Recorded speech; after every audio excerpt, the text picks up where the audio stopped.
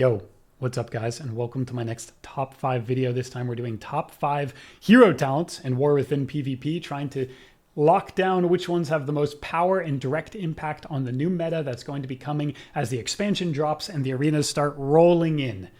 Of course, this will be my most speculative video ever that I've ever made, because there are so many combination of specs and then the hero talents that could contribute best to the win condition of that spec and all of the viability intricacies in the new meta that will be ever changing right when the expansion drops. I mean, it is a nightmare to lock some of this stuff down, but that kind of leads to the real point of the video, which is to show off some hero talents with monster intrinsic synergies that should have a lot of power in specifically a PvP setting to get you guys excited for the new system and show off what the new system can really do for your class, and of course, to promote discussion. Because if you guys have some hero talents that you've seen to be particularly powerful or tried it in beta and you're like, wait, here's one, you can talk about it in the comments below, and then even more people will get even more interested in their own class's hero talents. So these are the ones that I've seen as I've looked through these and studied as much as I could and done research and got other people's opinions. These are the ones that seem like they have a real shot of just quickly amplifying a class's power in PvP, but I would love to hear what you guys think. So without any more blah, let's get right into the first entry on our list. Okay, so coming in on number 5, we have Frostfire. A little bit of bonus points if you can find a way to guess which 2 specs use this hero talent. Okay, yeah, it's Fire and Frost. You got it. It's not the best name I've ever seen, but the power of this hero talents directly contributes to the win condition of either one of these specs, and let me try and explain how. You have this passive, first of all, that gives you raw secondary stats. And early on in the expansion, casters really need raw secondary stats. Secondary stats enable casters to get their casts off and have them be as impactful as they need to be in CC windows. But at the beginning of the expansion, your secondary stats are low because your item level is low on gear, right? So having these raw stats that are very easy to grab because of support later in the tree, which we'll talk about soon, is just really impactful early on in the expansion. Then you have this fantastic tool, Frostfire Bolt, and it is a dual school spell, and those can be very tricky because if you get kicked on specifically Frost or get kicked specifically on Fire, you can still cast a Frostfire Bolt. You would have to get kicked on both before you're fully locked out of this. Now, that also means if you get kicked on this, you're locked out of both, but good mages will, of course, find a way to play around this by maybe casting another high-octane spell like Glacial Spike, getting kicked on that, but then they can still cast another powerful damaging spell when it seemed like they were going to be locked out of everything because you kicked them on Frost. So that's just a really cool utility tool in that it is damage, but in a tricky way. So that's a nice thing to have, and of course, it gives you both stacks of mastery because it's both Frost and Fire. Then we skip down to the bottom and show you how to activate your benefits of the secondary stats automatically, full stacks right off the bat, which is activating Combustion or Icy Veins, which are your 2 for each spec, most powerful offensive cooldowns. So that's when you would want the secondary stat bonus. So very easy to just pop your offensive cooldowns, get this bonus, and start hammering away. But furthermore, you have ways of getting them even off of your goes, because you have things like Frostfire Infusion, which just procs all the time. So now you get a stack of each mastery because it's Frostfire damage. And then you have this really cool Comet Storm Meteor swap back and forth, where you can get one of the weather damaging abilities by using the other. And of course, that will switch the type. So you cast a fire spell, you get a frost one. If you cast a frost spell, you get a fire one, and that stacks both of the masteries up. So you have this... and that's also very impactful that you could just get another instant cast worth of big AoE damage. So, and Meteor, I think, has all of these different talents and modifiers with them too. So I'm sure they did the same with Comet Storm, where you have all of this synergy and all of this support for these big weather bomb damaging abilities. So you have your way of getting Frostfire. You have your new spell that you can cast even while you're kicked on one or the other schools. And then you have your offensive cooldown that just gets juiced up by all these secondary stats and a few other effects here and there that gives you a little bit of survivability because, of course, they're hero talents and they should. Just a really overall super usable set of hero talents. It's just, it will be impactful all game. It's not like you have to set up some crazy thing. So Frostfire, number 5. All right, so next up at number 4, we have Slayer for Fury and Arms Warrior. And I might have this too low, but again, this is a very speculative video and insanely hard to rank everything. But this hero talent set just juices them up so much. It gives them huge proc damage and then juices up one of their hardest hitting abilities. It all plays around this Slayer's Strike mechanic. That's just a proc, so it can happen all the time, and then juices up Execute and synergizes with Execute in all these different ways, which seems bad, right? It seems inaccessible because Execute requires a health threshold until you realize that Fury and Arms both have sudden death. Oh, and the very, very next talent automatically gives you other ways of getting sudden death. So you proc a sudden death, which allows you to, if you haven't read that, use Execute on any target, regardless of the health pool, right? So now you get that Execute, and then you get the juiced up Execute. And now that Execute that you're getting from Sudden Doom is buffing your Blade Storm. And Blade Storm is very good in PvP because it's unpeelable, because it makes you immune to all CC while you throw out the Blade Storm. So it's just a lot of juice into the mechanics that you care about the most. Proc damage during your rotation, burst damage from your sudden death executes, and Blade Storm, which is an unpeelable go. As you get down straight to the bottom, you can reduce the cooldown of that Blade Storm so you can get more of these juiced up Blade Storms off. And then it gives you this incredible feature where you can now pummel and Stormbolt while Blade Storming. Before, a Blade Storm's trade-off was it did a ton of damage and made you immune to CC, but you couldn't do anything else. Now you can actually kick healers or kick casters while Blade Storming on them. You can even Stormbolt a healer or Stormbolt a kill target to finish them off while Blade Storming on top of them.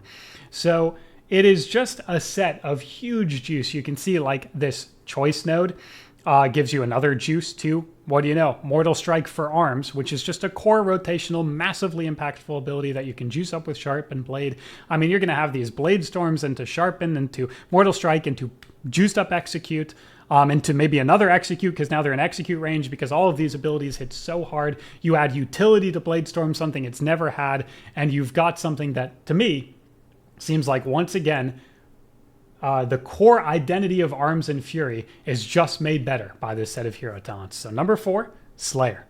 Now coming in at number 3, we have the Aldrachi Reaver, which may not be talked about that much, but I thought it was a very safe bet because it's on the Demon Hunter class, and Demon Hunters will always find themselves in a period of immense viability against all possible odds. I don't know how they do it.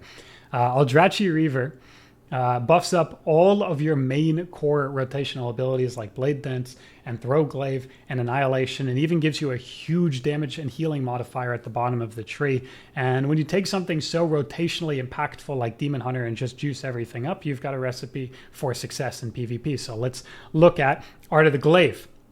Now this looks a little confusing, especially at the bottom there, where you have this enhanced ability from the buff. The first cast of a spell does 10% increased damage. The second casted ability does 20%.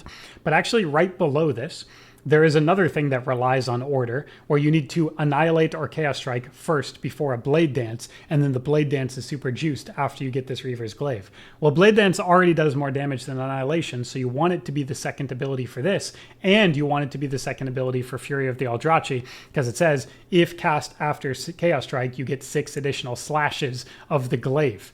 So effectively what that means is you get this Throw Glaive buff to Reaver's Glaive, then you press Annihilation, then you press Blade Dance, and you're going to have this monster Blade Dance that's juiced up in 2 ways. And this Reaver's Glaive also does a huge amount of damage and ricochets as all your glaives do. So right up off the bat, you can see juiced up, juiced up, juiced up, and now you have this Reaver's Mark that causes 7% increased damage. Oh, unless you casted a Blade Dance before this Chaos Strike. So what you would have to do is Blade Dance and Chaos Strike, then Blade Dance. And now you're starting to see, if you do this alternating rhythm, kind of like a Frost Strike, Obliterate, you get all of this hyper juiced up damage mods. You got 14% here, you got 20% here, you got 6 additional slashes here. And then at the very bottom, you have the Thrill of the Fight buff from both of your enhancements in the tree. Now you're getting 15% attack speed, 20% damage, which is pretty much better than Avatar, and 20% healing, which is just throw on some self-sustain, why don't you? Which then buffs all of your souls that you'll be consuming, which is the main way of generating this. And there's a ton of soul-consuming support in the tree in these lower levels. So now you're getting more self-healing, more damage, and then proccing a huge go that's going to synergize perfectly with how quickly and easily you can activate Metamorphosis from I-Beam. And now you've just got non-stop damage, self-sustain, survivability, everything.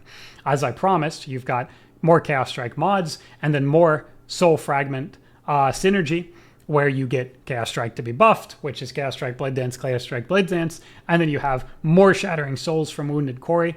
You have more Shattering Souls from Aldrachi Tactics, so you can actually get into this reverse glaive as much as possible. And then you have a really, really impactful choice node. You have 3 choice nodes, but the first one is giving you a second Vengeful Retreat, which gives you double glimpse, the PvP talent. And we can go down and talk about that real quick.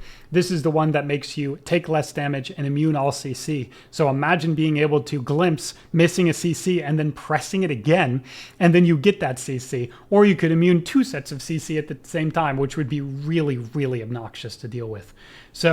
So much self-sustain, a really remarkable anti-CC tool, and monstrous damage upgrades to everything that they'll be doing already with this alternating kind of, Tai Chi flow back and forth rotation that you've got going on here as Demon Hunter. It is going to be very impactful, is my best guess, number 3.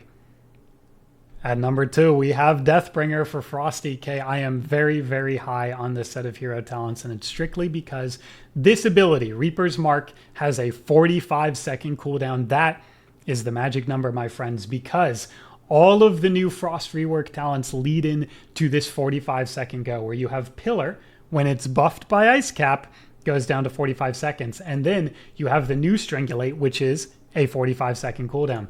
And you have Dead of Winter, which is a 30-second cooldown, but because Remorseless Winter does not do that much damage, you can just wait the extra 15 seconds, go from 30 to 45, and now you have Remorseless Winter, that's stun, Reaper's Mark and Pillar, that's all your damage, and then Silence out of the stun. And every 45 seconds, that's very hard to deal with, because of course nobody has a 45-second trinket, and most defensives are longer than 45 seconds.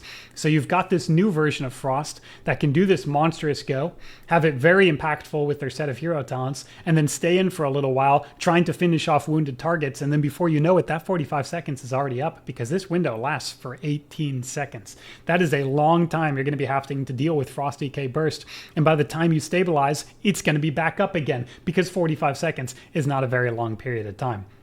Of course, as you go down the tree, there's tons of support to just make it do as much as damage as possible. Things like Wave of Souls and Bind in Darkness to make sure it procs as fast as possible, because you're trying to stack up the Reaper's Mark to blow up this thing during your burst.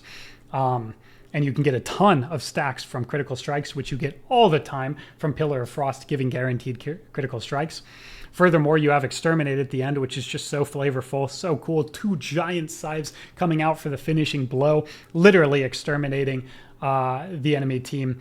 It is effectively a very flavorful and super synergistic win condition for Frost, and it comes with some survivability options, like things like rune-carved plates that give you damage reduction, both to magic and physical, just pretty much passively, because you're going to be spending runes and generating runes all game. And then you have things like the cooldown of Lichborn is reduced, which is just the way that DKs get out of your fears and your charms and your sleeps and prevent incoming polys, and that it is also now combined with a monstrous 15% wall, which doesn't seem that good until you realize that they have all these other damage reductions enabled almost all the time passively, and then you increase them all by 15% when you cast this Lichborn and become immune to all those types of CCs. So this Deathbringer gives you survivability, and then it gives you a juiced up go, and that's what Frost has been needing for the longest time. Deathbringer at a very solid 2. I'm super high on this one. And finally, the grand finale, we have Diabolist. Hopefully that's how you pronounce that. It is the Demonology and Destruction Warlock combination hero talents, and it is oozing with flavor and oozing with power.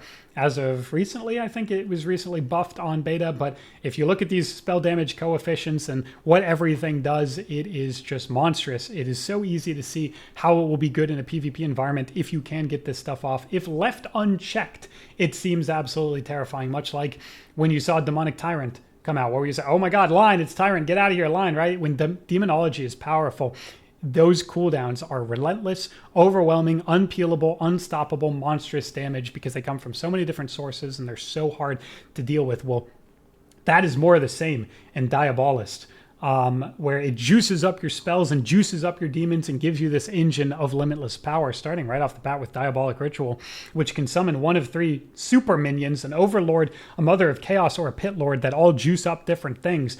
First of all, they unleash a devastating attack against your enemies. It says it right there. It's devastating. But then you have effects like Ruination, where if you get a Pit Lord, you turn Hand of Gul'dan into Ruination, which has 1100% spell power coefficient. I mean, that might be the highest I've ever seen. Not to mention that just to add insult to injury, if you live the onslaught that's coming up, it starts your engine because it summons 3 wild imps.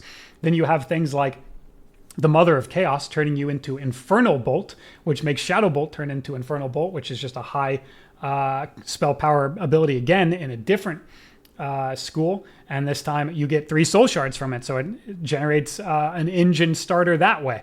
Then furthermore, if you thought you were going to have trouble getting these spells off, well, you have Demonic Art, which increases the damage of your next Hand of Gul'dan by 100%, but also reduces its cast time. So you stack a bunch of haste, you get the cast time lower, and then you reduce it by another 50%, and now you have no problem getting this off in the face of all adversity and destroying people with these juiced up abilities. You have damage taken from your pets, that's just super synergistic. You have a CC or port buff here from Soul Edge Circles and an Annihilin's Bellow. I mean, pronounce that for me. You can do it in the comments with your words. That doesn't make any sense. Then you just have more mods to your entire engine. And then, of course, what was I talking about? Summoning Demonic Tyrant being such an impactful ability. Well, now it's even more impactful. It's right alongside the other impactful things you're getting from the tree that are also something they're going to have to deal with. Because now Demonic Tyrant does 70% more damage and increases all your other demon damage, which was already really high because it's a hero talent version of demon damage. Oh my goodness.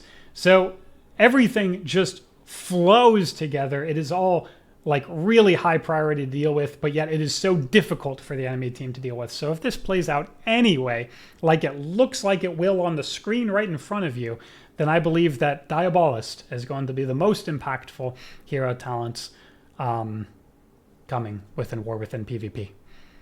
And let's move on to the outro. All right, so that was easily the hardest video I've ever had to make. I had to do so much research, and even at the end of it, I was like, do I even have a good top 5? I'm pretty happy with my picks, but of course it is speculation. So revisiting this video may turn out to be like, oh my God, I can't believe I nailed it, or haha, what the heck were you thinking, dude? Either way, you can join me in that quest of trying to make the perfect predictions by going straight down to the comments and saying your top 5 in the comment section below and your reasons on why you think they're going to be so powerful in a strictly PvP environment. So please do that. I will respond to everyone and we'll have an awesome conversation. We'll see who gets it the closest by the time the expansion releases. Okay, thank you so much for humoring this video of mine, and I can't wait to see you in the next one. Peace.